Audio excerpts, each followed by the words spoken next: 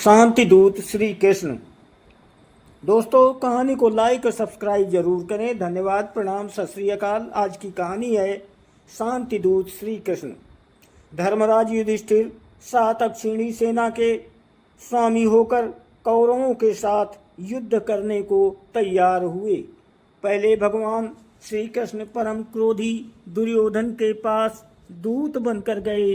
उन्होंने 11 अक्षौहिणी सेना के स्वामी राजा दुर्योधन से कहा, राजन,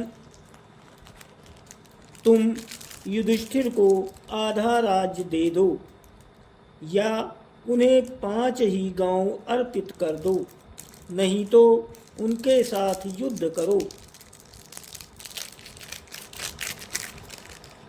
भगवान श्री कृष्ण की बात सुनकर दुर्योधन ने कहा, मैं उन्हें सुई की नोक के बराबर भूमि भी नहीं दूंगा।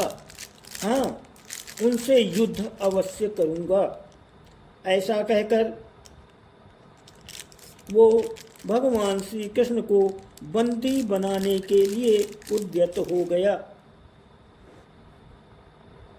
उस समय राज्यसभा में भगवान श्री कृष्ण ने अपने परम दुर्धर्ष विश्व रूप का दर्शन कराकर दुर्योधन को भयभीत कर दिया। फिर विदुर ने अपने घर ले जाकर भगवान का पूजन और सत्कार किया। तदनंतर वे युधिष्ठिर के पास लौट गए और बोले, महाराज, आप दुर्योधन के साथ युद्ध कीजिए। युधिष्ठिर और दुर्योधन की सेनाएं कुरुक्षेत्र के मैदान में जा डटी। अपने विपक्ष में पितामह भीष्म तथा आचार्य द्रोण आदि गुरुजनों को देखकर अर्जुन युद्ध से विरत हो गए।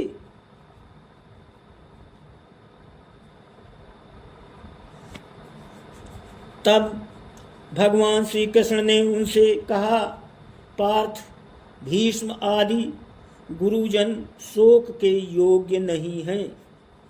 मनुष्य का शरीर विनाशशील है, किंतु आत्मा का कभी नाश नहीं होता। ये आत्मा ही परब्रह्म है, मैं ब्रह्म हूँ। इस प्रकार तुम उस आत्मा को समझो। कार्य की सिद्धि और असिद्धि में समान भाव से रहकर कर्म योग का आश्रय ले छात्र धर्म का पालन करो। श्री कृष्ण के ऐसा कहने पर अर्जुन रथारूढ़ हो युद्ध में प्रवृत्त हुए। उन्होंने शंख ध्वनि की। दुर्योधन की सेना में सबसे पहले पितामह भीष्म सेनापति हुए। पांडवों के सेनापति शिखंडी थे। इन दोनों में भारी युद्ध छिड़ गया।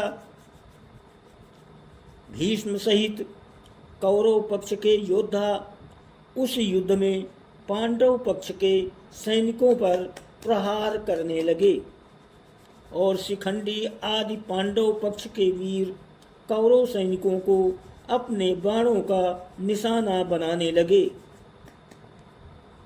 कौरव और पांडव सेना का वो युद्ध देवासुर संग्राम के समान जान पड़ता था।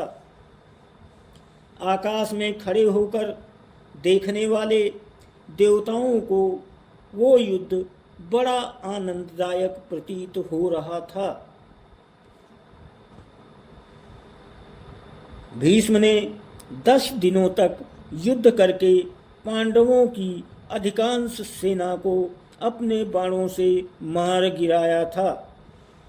दोस्तों, आप सभी से विनम्र निवेदन है, कृपया कहानी को लाइक और सब्सक्राइब जरूर करें। आप सभी को धन्यवाद, प्रणाम, सत श्री अकाल।